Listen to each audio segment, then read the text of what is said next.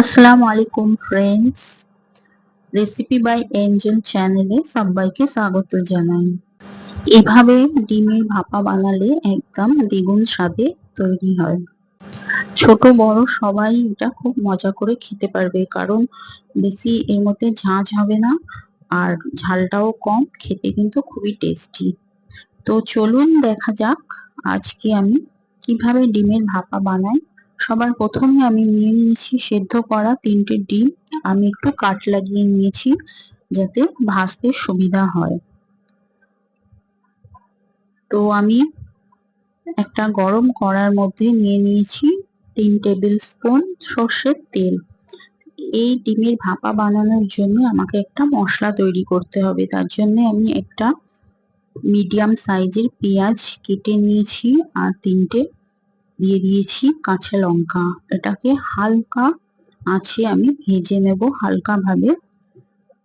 তো হালকা ভেজে নিয়েছি। সবার শেষে আমি দিয়ে দিলাম একটা টমেটো কাটা। টমেটোটাকেও আমি এর সঙ্গে ভেজে নেব। বেশ টমেটোটা স্মুথ হয়ে গিয়েছে, আমি নামিয়ে নিয়েছি পেঁয়াজ টমেটো আর কাঁচা লঙ্কাটাকে। আমি ওই সেম তেলে আমি ডিমগুলোকে সেদ্ধ করে রাখা ডিমগুলোকে হালকা ভাবে আমি একটু ফ্রাই করে নেব তেলের মধ্যে। তো আমার ফ্রাই হয়ে গিয়েছে। এবার আমি একটা পেস্ট বানাবো। তার জন্য আমি নিয়েছি 1 টেবিল স্পুন মানে পোস্ত আর 1.5 টেবিল স্পুন নিয়েছি সর্ষে, হলুদ সর্ষে।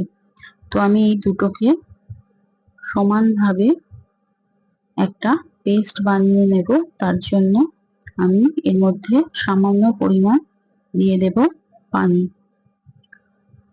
পানি দিয়ে আমি 5 থেকে 7 মিনিট একটু ভিজিয়ে রেখে দেব। তার মধ্যে একটা কাঁচা লঙ্কাও দিয়েছি।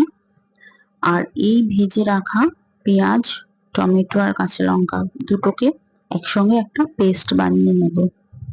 তো আমার পেস্টটা বানানো হয়ে গিয়েছে। আমি এবার ডিম ভাপার জন্য রেডি করছি। আমি সেই পেস্টটাকে দিয়ে দিচ্ছি।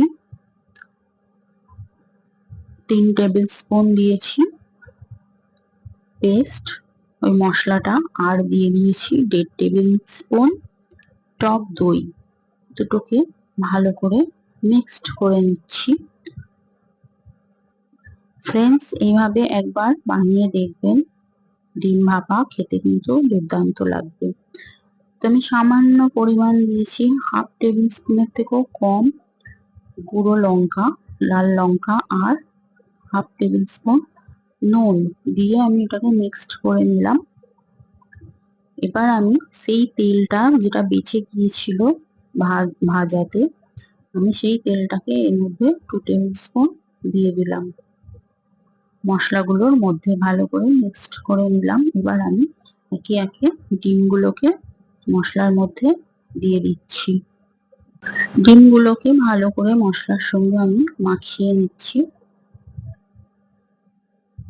তো এই তরকারিটা মানে এই ডিম ভাপাটা একটু সাদা সাদাই হবে, আমি হলুদ অ্যাড করিনি সেই কারণে।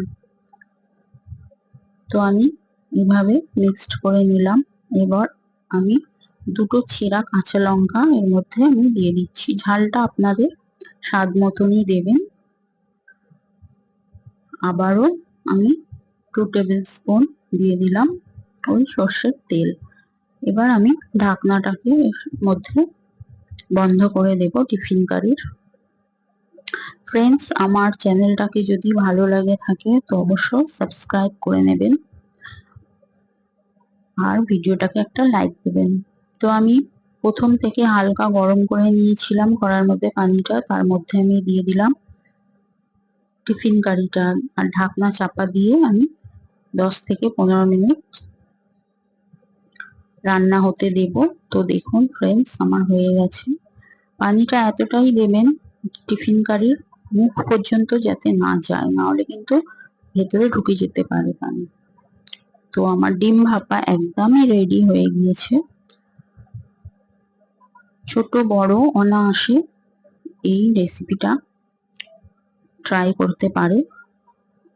দেখুন ফ্রেন্ডস, কালারটা কতটা লোভনীয়, খেতে কিন্তু ভীষণ স্বাদ।